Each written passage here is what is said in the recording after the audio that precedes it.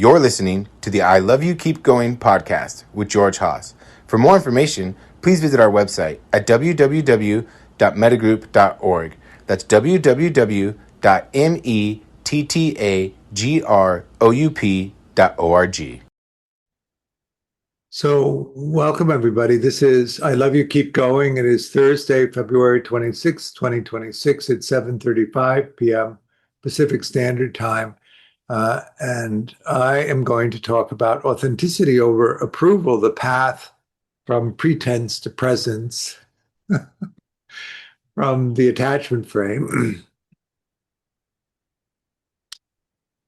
in and maybe even talk about the conditioning that leads to that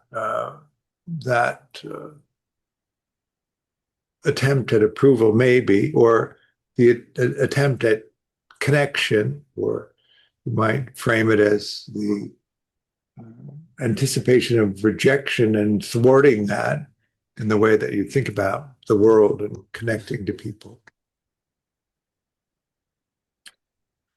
In secure family systems, of course, the infant is received by caregivers who are capable of taking care of them in a way that's meaningful to the child and reliably enough that they don't worry about whether or not the care will be there. That's essentially the foundation of a secure attachment, that somebody takes care of you and the care is reliable and you don't worry about it.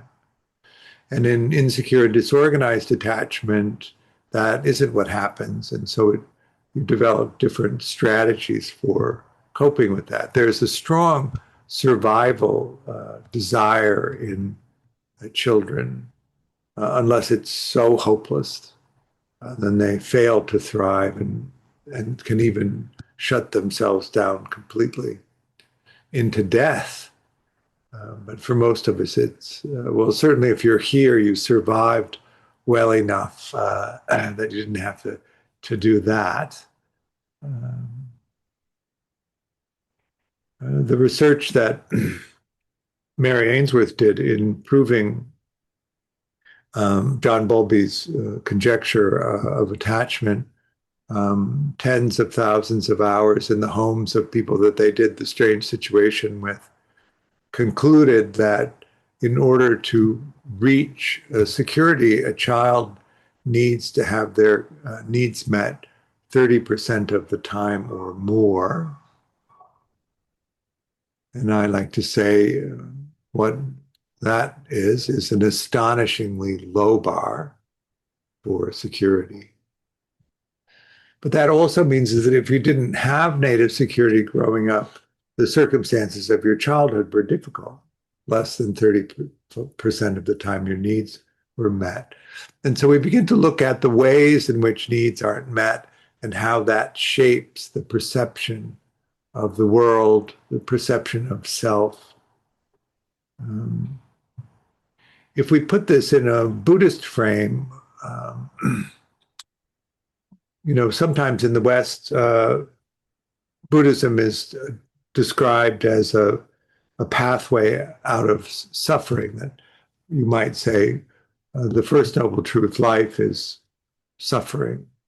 But actually, Dan Brown would argue that in a way that was convincing, I thought, that actually suffering is a poor translation, that a better translation would be that life is reactivity. We live in this human body, which has these sense gates, which has mind. In the West, we have the five senses: touching, seeing, hearing, tasting, smelling. And in Buddhism, there's the sixth one, which is the mind.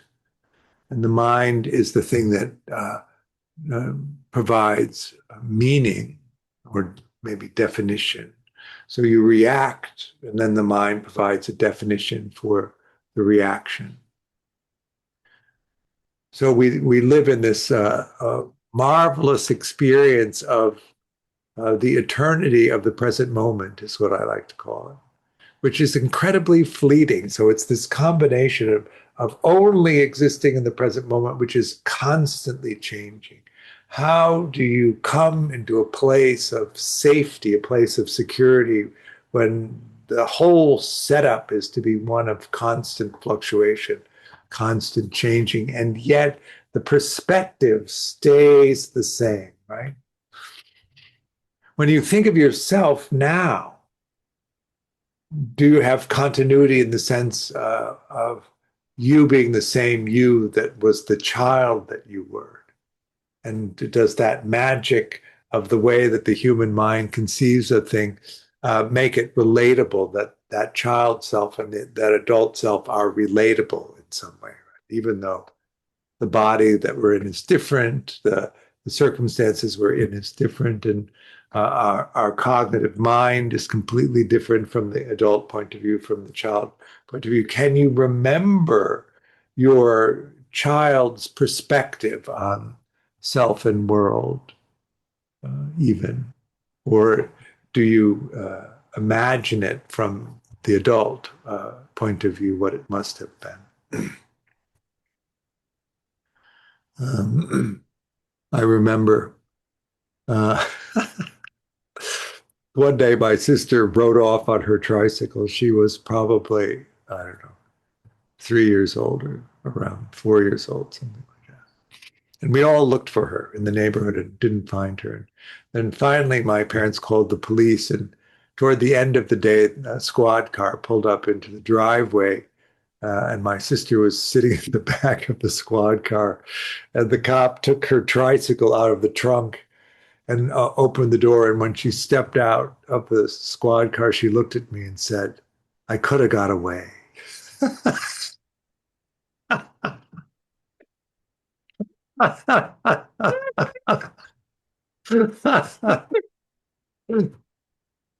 Which gives you a sense of the kind of chaos that we lived in the house I grew up in.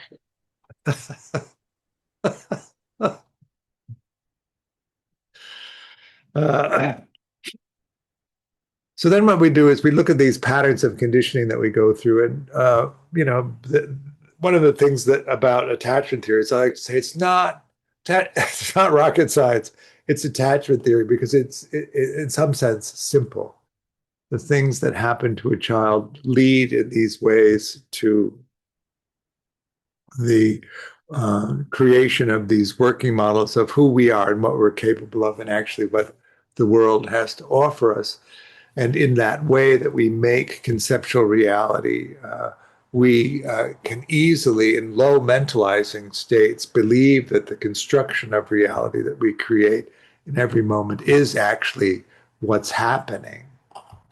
And the deep insight, the Buddhist insight, is that it's actually a construction. We've constructed something. It isn't actually what's happening. And that we've constructed the meaning of the present moment based on our conditioning.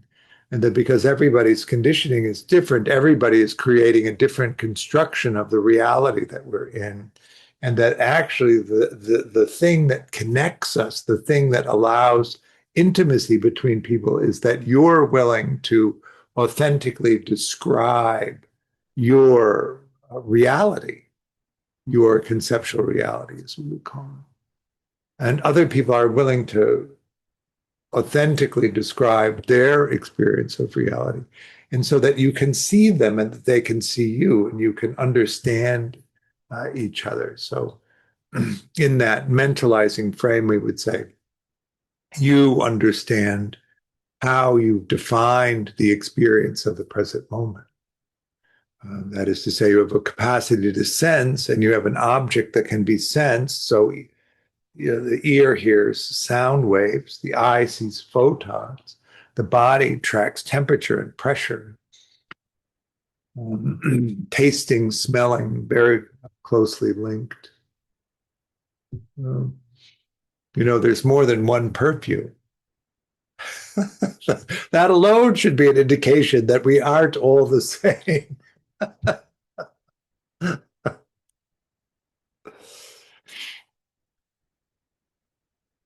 Aristotle, and I completely blame him, and actually I think this is unforgivable in many ways, thought that we do a uniform survey of everything that's around us through our five sense gates, and then we create internally a working model of the world that is largely accurate because we take in enough of a survey of the world and perceive it accurately, that when we assign meaning to it, it's a universal meaning. Everybody experiences the same thing, which allows you to infer other people's intentions by your interpretation of their actions. This has never really corresponded to my experience about how the world unfolds. In Buddhism, we have mind, and what mind does is this highly curated selection of things that we enjoy, that we value, that we want, and it leaves everything else out. And so we live in these constructions of reality, which are really attuned to our sense of what matters. So we're drawn toward the things that we like, and we leave out the things that we don't like. Is that making sense?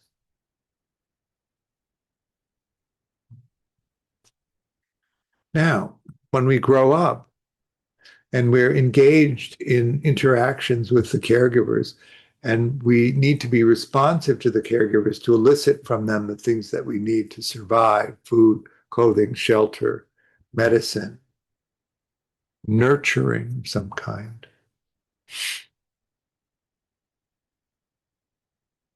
We adapt. Did you have a sensitive caregiver who was interested in who you were and what your preferences were? And did they attempt to meet those preferences? Did they pay attention to what you were drawn to and what you weren't interested in? Did they pay attention to your innate abilities, your innate sensibilities? And did they foster them? Did they encourage them? Did they support them? Or were they so caught up in the chaos of their own making that they didn't have the bandwidth for that? That I think is really the main explanation of that. This is not true for people who are sadistically abused, where the caregiver derives some satisfaction or pleasure out of the harm that they do. I think most people are hapless in the miscare that they provide, and that their intention is to actually be good at it and to provide well. I think that is my experience for most people.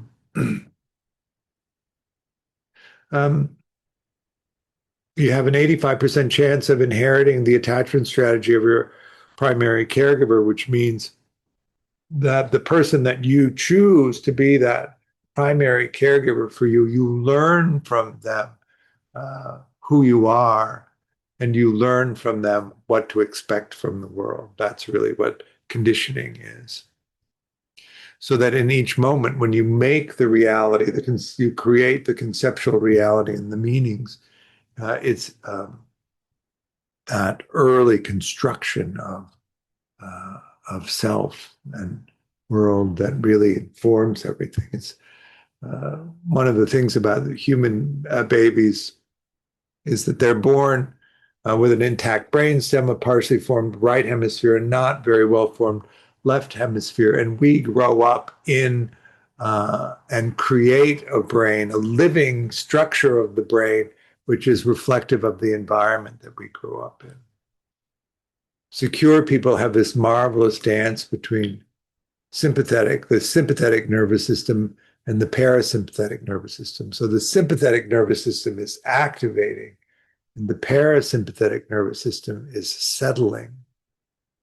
And in that marvelous dance of activation, checking whether you need to be activated, and then the parasympathetic nervous system settling things down, or so that you can be effective in responding, doesn't happen in the other attachment strategies. So you would say that you have a natively secure brain, or you have a natively dismissing brain, or a natively preoccupied brain, or a natively disorganized brain. So what we're really talking about in working toward authenticity, if you don't have that as a natural state, is retraining the brain so that it can actually do that. Is that making sense? One of the things that you'll notice about insecure and disorganized people is that they learned the capacity for inauthenticity. They learned the capacity to abandon and adopt themselves so that they can get the approval, which we might read as care, from the caregiver.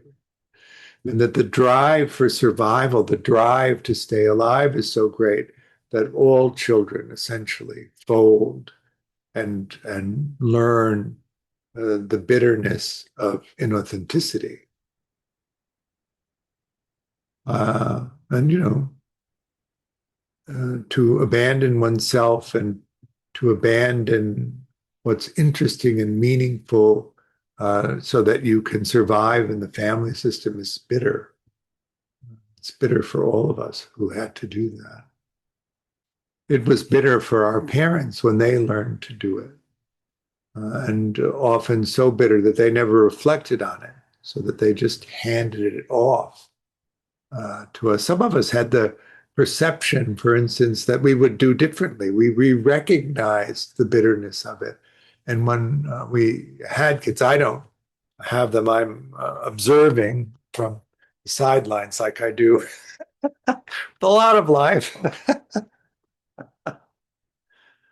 And I've heard how many zeros at the end of the times I've heard this that I I just didn't want to raise my kids the way I was raised over and over again. And then doesn't interfere with the transmission of the attachment strategy at all, right? They still have the 85% chance of this. I'm saying this so you can let yourself off the hook if you're still on the hook, right?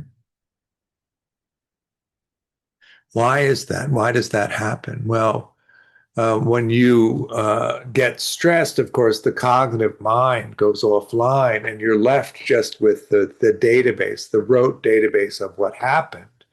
And particularly with the first child, something is happening and the body mind is attempting to make meaning of it. And if there's no entry in the database where you're the caregiver and your child is the child, but there's one close enough where you were the child receiving the care from the caregiver, the mind simply inverts them, and you, the child, becomes the caregiver, and your child becomes you, and then you transmit the attachment conditioning. And anybody who's been around small kids or who's attempted to raise kids will understand how difficult that is and how challenged that is and how often you're exhausted and stressed and how that has an effect on your cognitive mind. And you may even recognize it and make amends to the kid.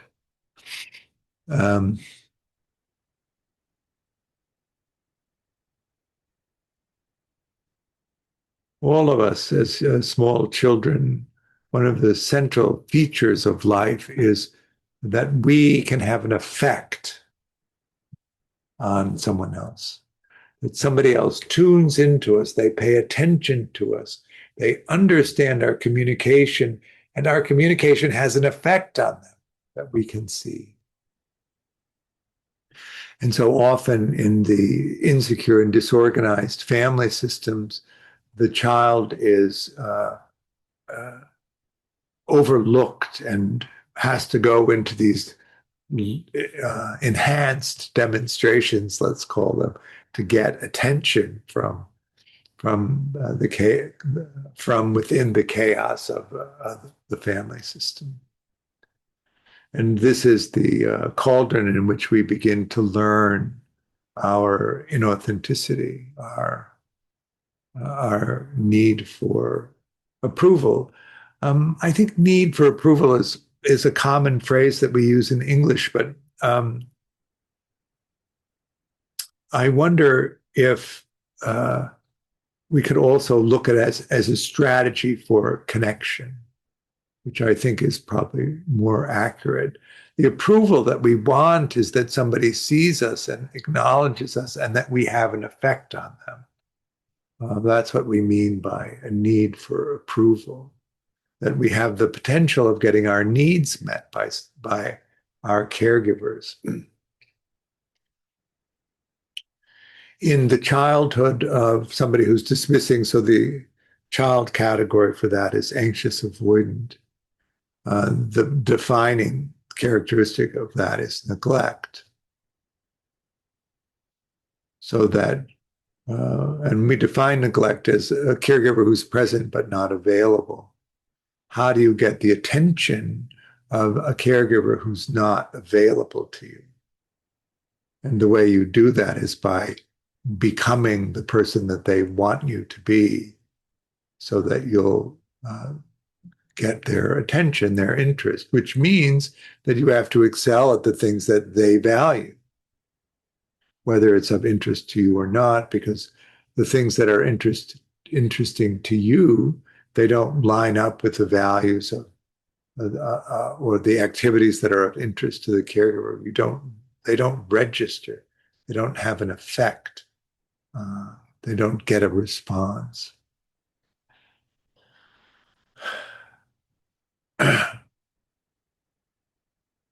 So in the comments is behave immaculately or rebel. Yes, indeed. It has to be pretty bad. The conditions have to be pretty bad for a child to rebel in childhood, mid-childhood.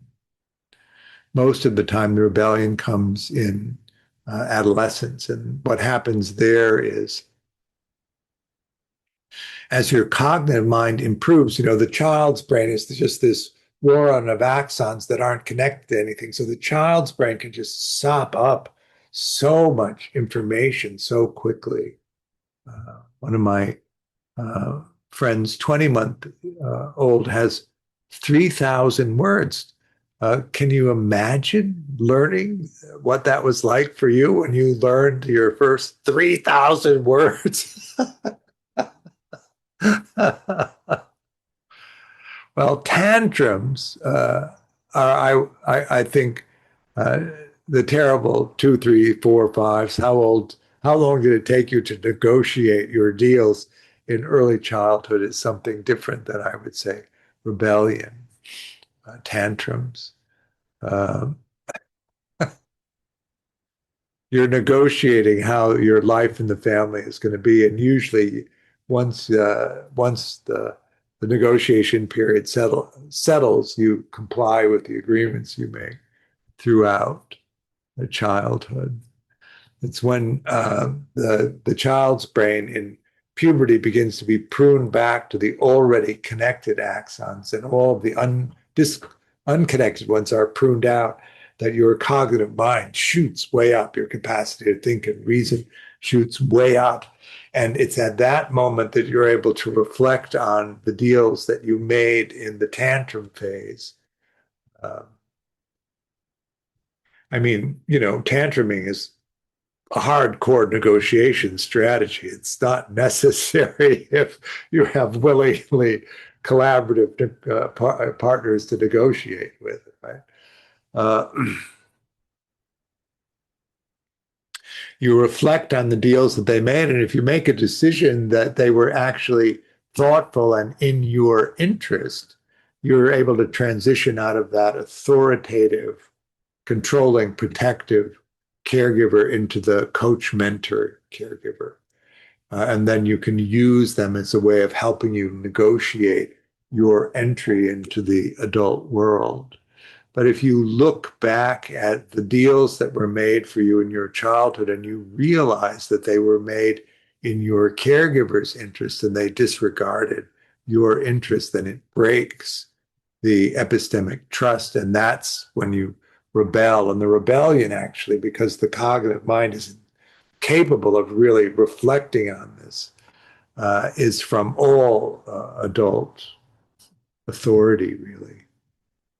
Now, that doesn't mean you become isolated socially.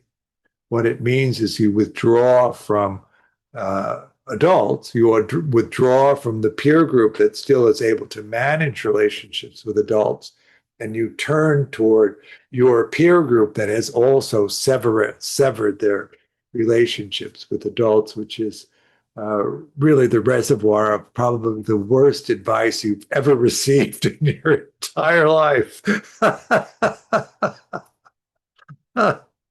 And all of the just boneheaded moves that you made as a result of that. Fair enough. Uh, once the epistemic trust is broken, it's very difficult to form secure relationships or even reliable relationships because you simply don't believe what anybody is telling you. It's very hard to form a relationship without trust, which I used to say when I was that age. It's not that I don't trust people. I trust them to fuck me over.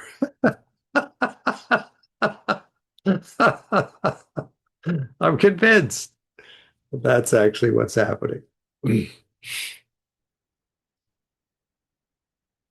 So we learn in our family systems, preoccupied people. So in dismissing adults, really the main negotiating relationship system is called idealization, where you form these idealized view, you strip out anything negative, and there's a belief that the presentation of the idealized view is the thing and not actually delivering on what's idealized in the view.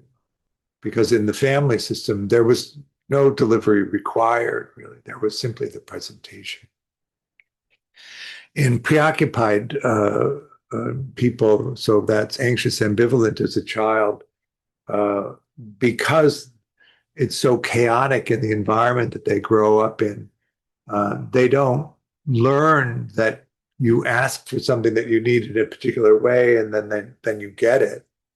There's no any of that there. There's just hectoring, there's just demanding, there's just asking. And the skill that you learn is to just keep asking. That's the skill, this dogged, demanding thing. But it looks like in adult life is a hectoring, a demanding, a nitpicking, criticism. And that's how you get what you need from it. Whereas people who grow up to be dismissing are neglected, people who grow up to be preoccupied become enmeshed in the mind states of their caregiver, and their role reversed. So they're involved in the maintenance of the mind states and emotional life of their caregiver and responsible for regulating the caregiver. And the child learns quite early, if they don't take that on, the caregiver becomes so dysregulated that it feels unsafe to be in the family system. And so they feel a kind of compelling energy toward taking on that.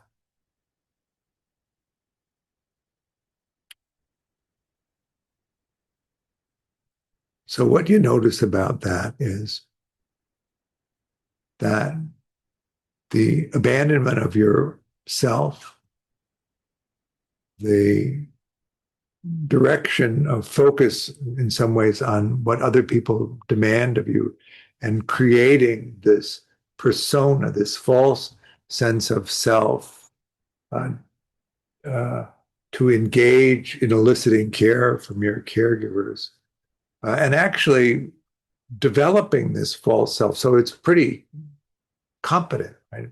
Of the two, the authentic real self versus the false self is much more developed, much more competent for participating in the negotiations of the family system than the authentic self.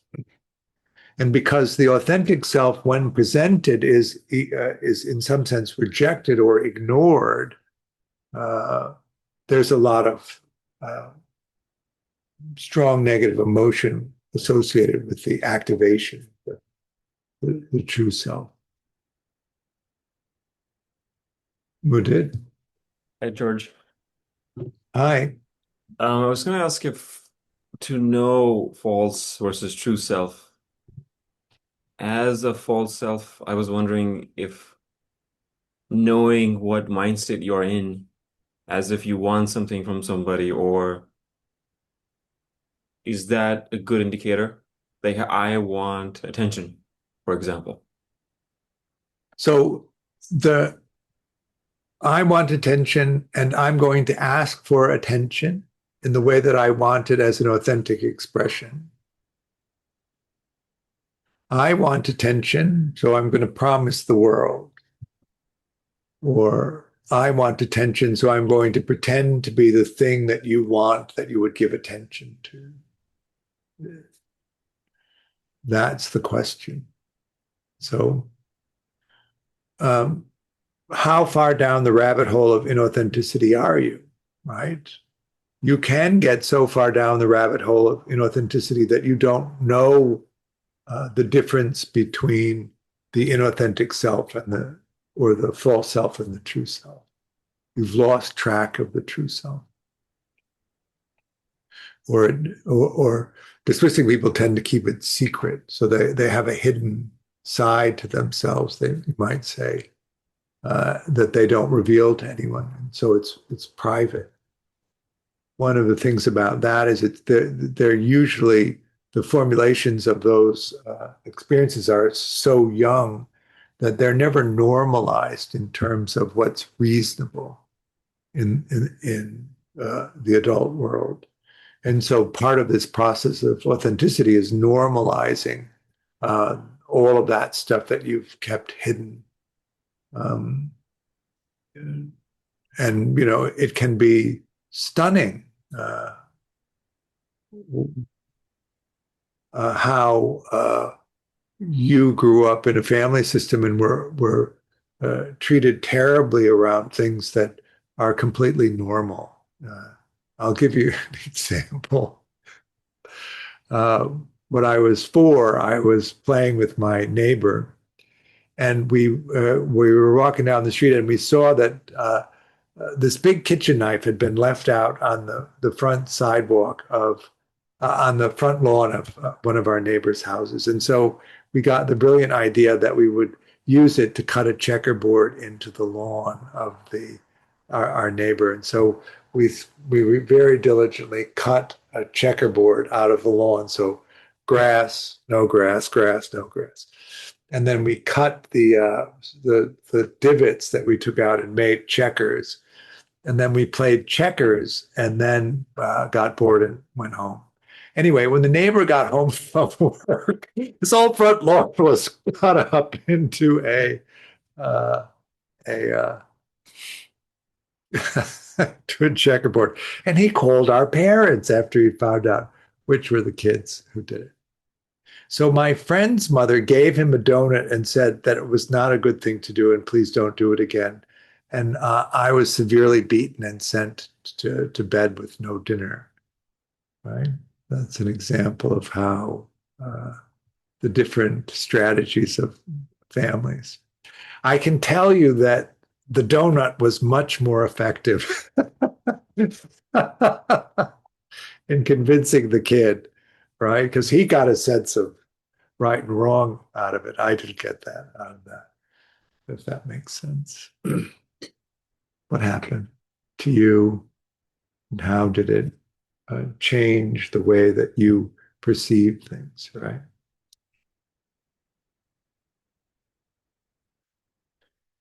When we move, so let's say you do recognize what's authentic and it arises in the mind.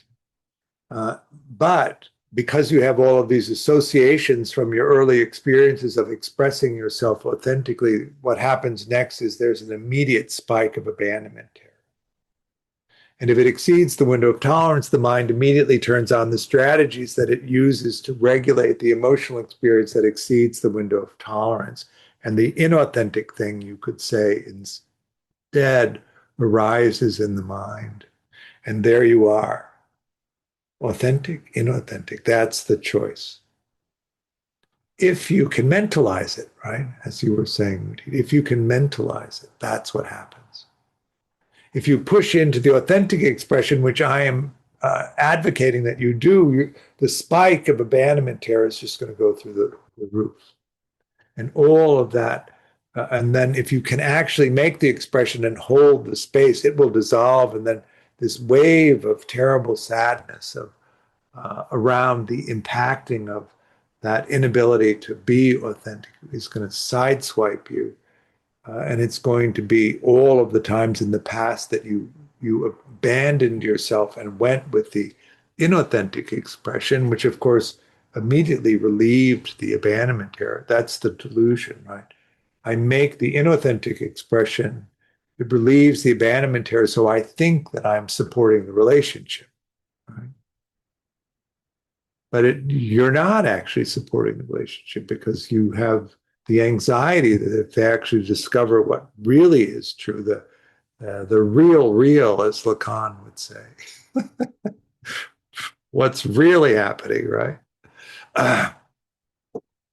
They would leave you. So you never feel safe in the relationship. It's at great expense that we pretend to be someone else, right? We do hope, I think, deeply. There's this deep hope that people will see through the whole valence that we put up and see our true selves and want that.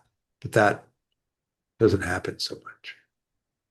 You got a follow-up question? Well, I was going to say, it's not always easy to know authentic versus inauthentic as a mindset, but it's easier to know how you're relating. Like you were saying, am I acting to get something? Or, is it an authentic way to get something, or is it an inauthentic way? Am I pretending to so that I can get attention? That's easier versus knowing if I'm simply being authentic versus inauthentic. Well, one way to tell, particularly in the beginning, is if you're authentic and it increases the abandonment terror, and then you're sideswiped by the terrible sadness. Whereas if you're inauthentic, it relieves the abandonment terror. There's no terrible sadness that follows. But then, of course, what does follow is a sense of deprivation that you haven't actually asked for what you wanted and haven't, in most cases, gotten what you wanted. Now, there is this mechanism around authenticity. This to be authentic does not mean that you're unguarded with everyone and that they have complete access to your psyche. That is not what authenticity means. What it means is that you are aware of the agreements of intimacy that you have, the consent that you have, both the consent to what you would like and feel safe somebody knowing about you, and the consent that they've given to you to know that about you, and that you just limit the way the expression so that it falls within that rather than shifting into an inauthentic strategy where you're providing essentially false information. That makes sense. Secure people think of themselves as capable of getting their needs met, and they think of the world as a place that will meet their needs. Insecure people, depending on which kind of insecurity, dismissing people think that there's nothing that they can really do to get people to take care of them. It's always going to be some kind of transaction. And so they like to transact care. I do this for you, you do that for me, and it's one-off agreements. They tend to find that that's a terribly sad and unbearable sadness, that's the nature of the world. And so they inflate themselves. And one of the things that they need is the psychic energy to keep the inflation up. I'm the greatest, I'm the best. We have a whole culture around that. I think it's called a goat. I'm a goat, the greatest of all time.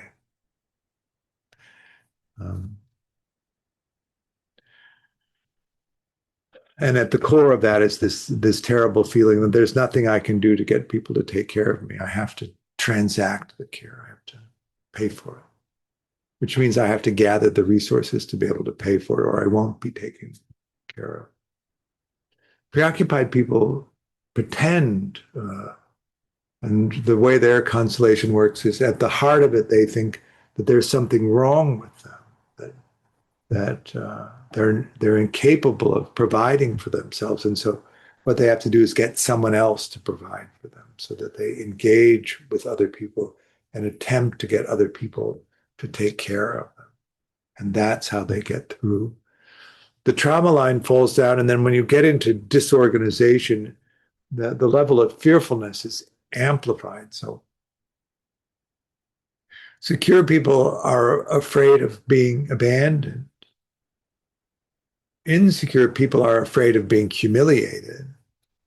And disorganized people are afraid of being killed. It's levels or multiples of fearfulness that come from the experiences of that early relationship.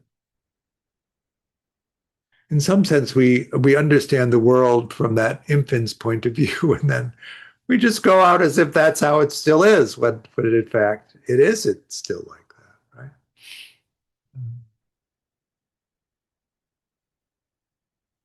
So the authenticity dilemma for disorganized people is the level of risk that they imagine uh, they're undertaking. And so they actually have the most elaborate forms of inauthenticity.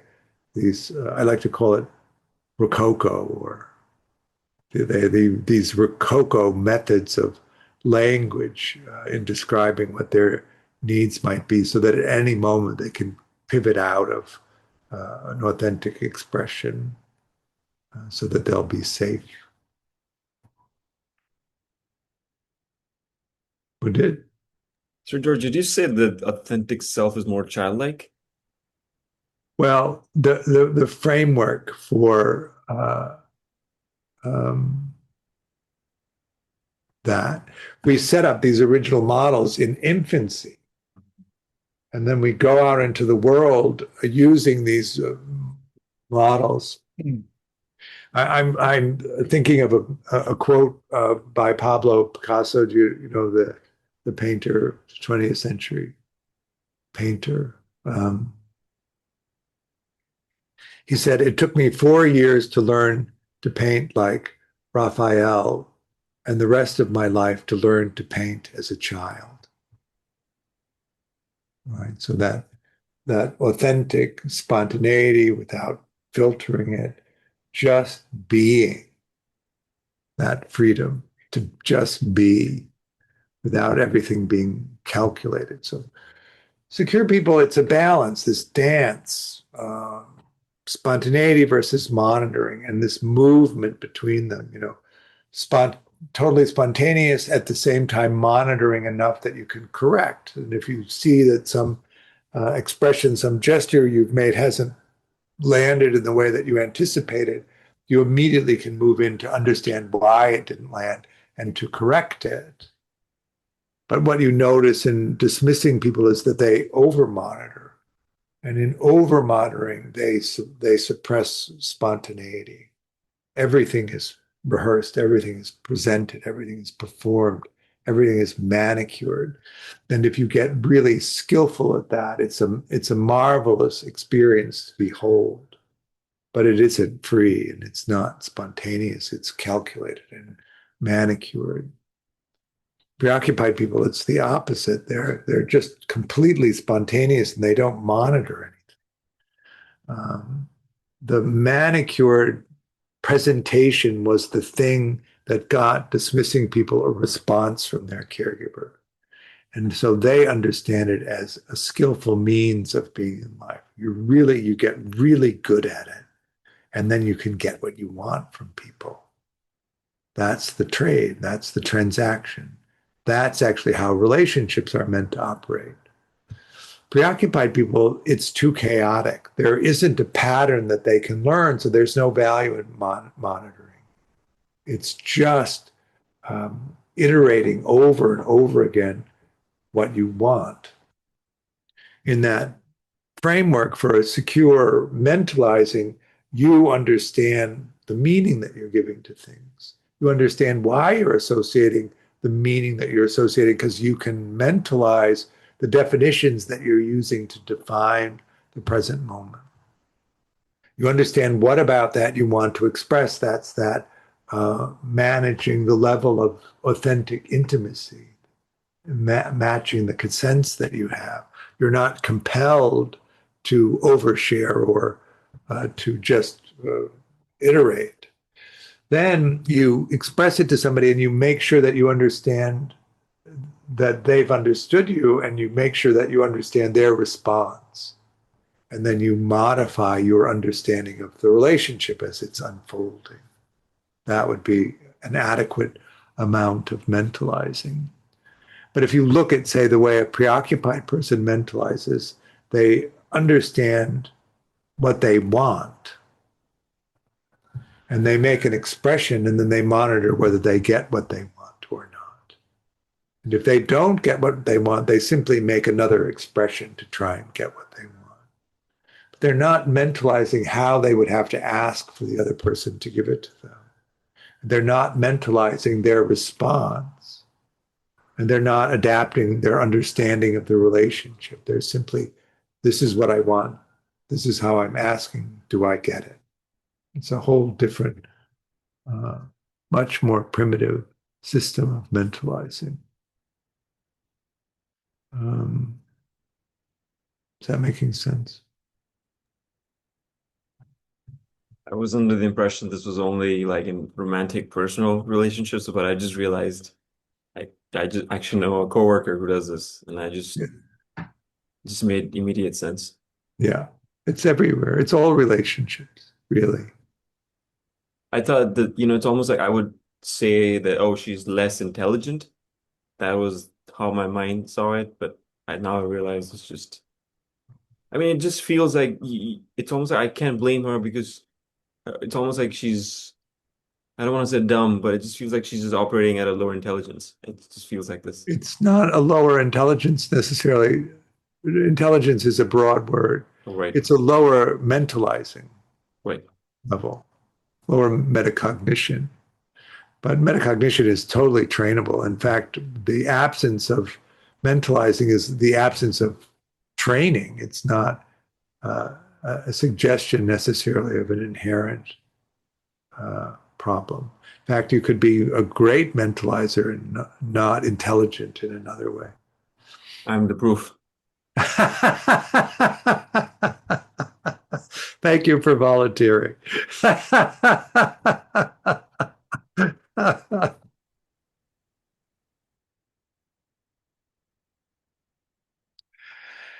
In order to be authentic, you have to risk abandonment. In order to be completely authentic, you have to risk complete abandonment.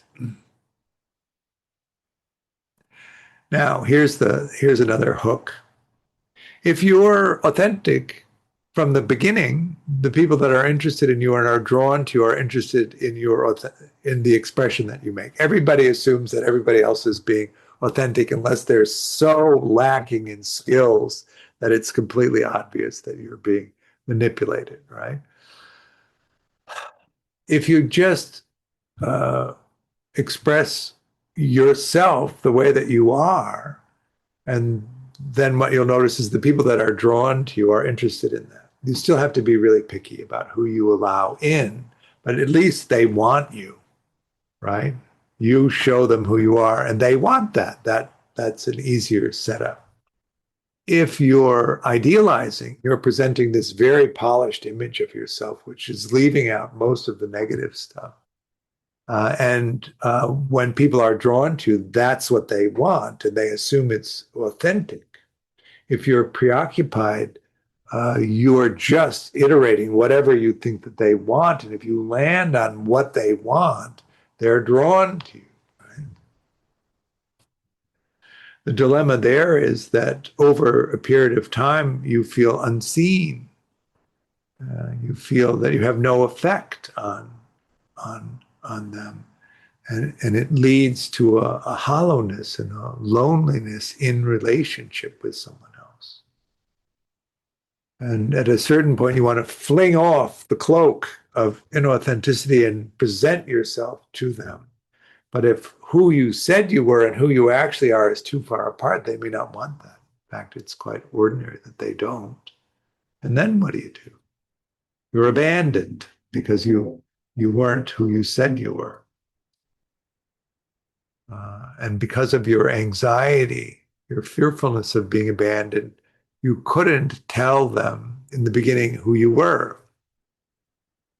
So, in order to move from that conditioned inauthenticity into a capacity for authentic expression, you're going to have to tolerate the abandonment terror, and you're going to have to tolerate the terrible sadness. And in fact, it's a good signal that you're being authentic in the beginning of this change into authenticity. If you say something and you immediately feel no abandonment anxiety at all, you know that you've just lied.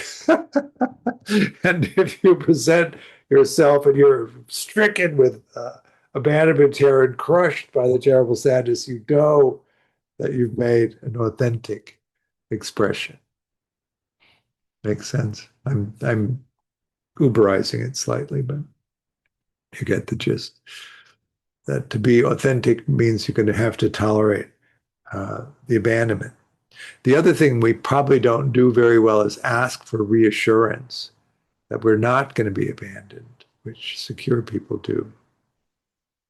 They don't have an issue with it so much that in the same way that insecure and disorganized people do. How do you ask? What? How do you ask? I just can't imagine guys asking other guys. Anything. What's the score? That I'm not gonna get abandoned from you. Oh, uh, let's see. A common phrase would be, "We're good, right?" Or "We've bonded, right?"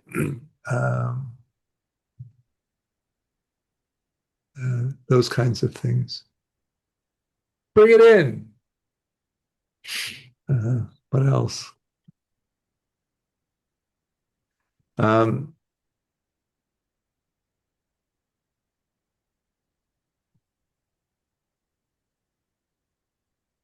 it is. I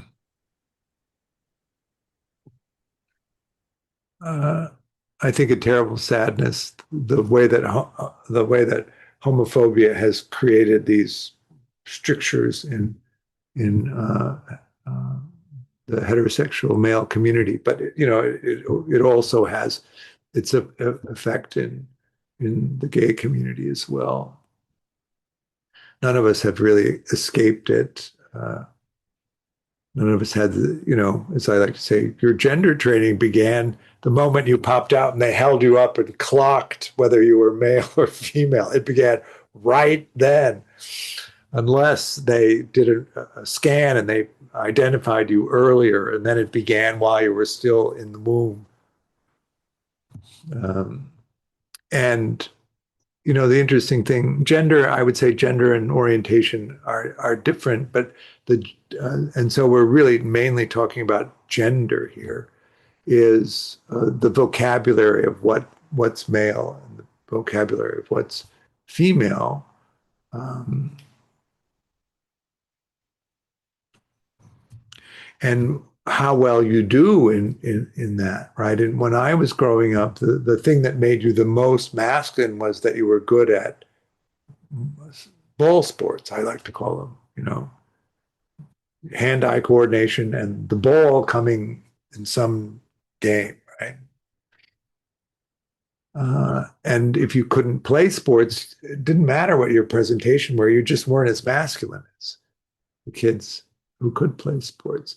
Now, on the female side, if you were too good at sports, then you were too masculine, right? And in our culture, often uh, men, or what it is to be masculine, is defined as not feminine. And that then requires the female side to reject anything that's masculine. But competency and assertion and all of those things that are then dubbed as masculine then are, of course, things that are not allowed for females. So, but it has nothing to do with the inherent qualities of either, right? And in fact, uh, it's arbitrary even what's designated as a male skill and a female skill. Uh, I grew up in an era of woodshop and home ec. And you could not take home ec if you weren't female. You could not take woodshop if you were not male. That was how, I mean, everywhere along the way. When actually what would be important is everybody takes home ec. Because everybody's going to have to run a household in some way. Everybody takes basic finances. All of these things would be better in that way. But then you grow up, of course, and you are rewarded or penalized based on your capacity to meet these also not consistent, right? What was in elementary school, the demands were not the same in middle school, and certainly not the same in high school. And then later, right?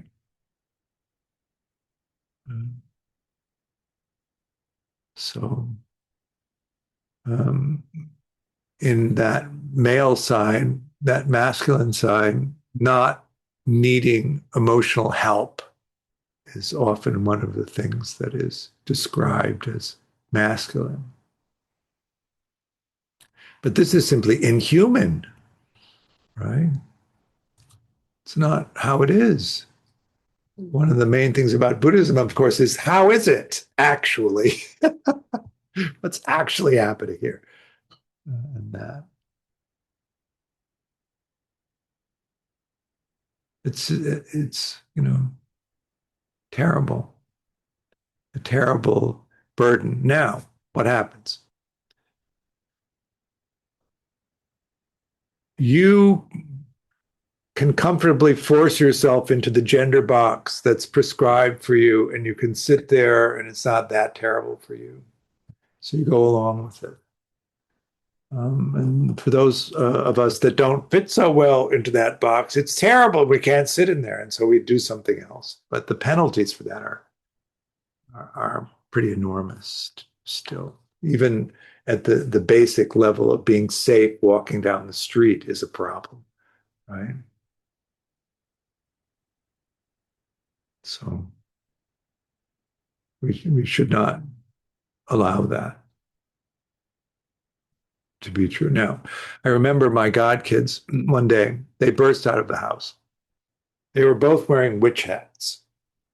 It's clearly a feminine, female orientation. They were both wearing football jerseys. One's a little boy, one's a little girl.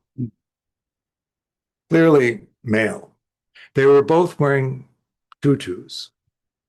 Clearly female. But can you imagine two adorable children, witch hats, football jerseys, tutus?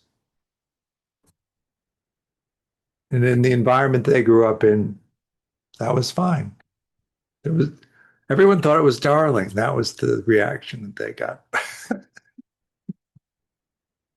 I imagine that could not happen in the household I grew up in. Just could not. So some progress, but we need more. All right. We've talked way too long, and I could blame myself for that. I won't. But why don't we do a little bit of loving kindness practice? What do you say? All right. So go ahead and settle in. Okay. Let go of the meditation. Comments or questions on that? Good.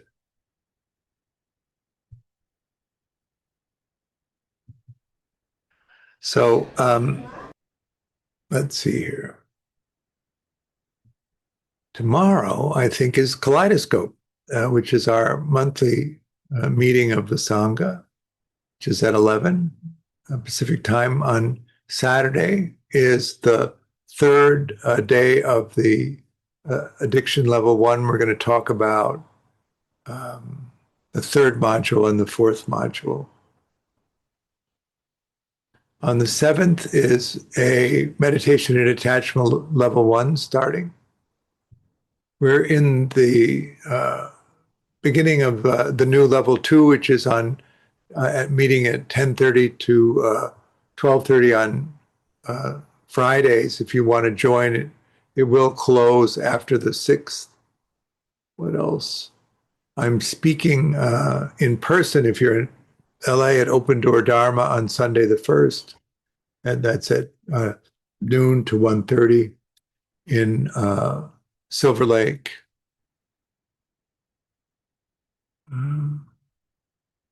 And I think that's about it. What's coming up? On the 28th of March, we're going to do an exploration Daylong.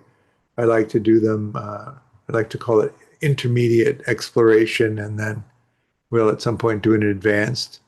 So what we're looking at there is really mentalizing strategies. We talk a lot about basic mentalizing strategies or metacognition, and there's a set that Dan Brown developed with the integral guy. Come on, mind, spit it out. Anyway, it's late. Let's see. Ken Wilber, yes, thank you. And Engler. Anyway, we'll cover the middle set in the workshop on the 28th. That takes us into May.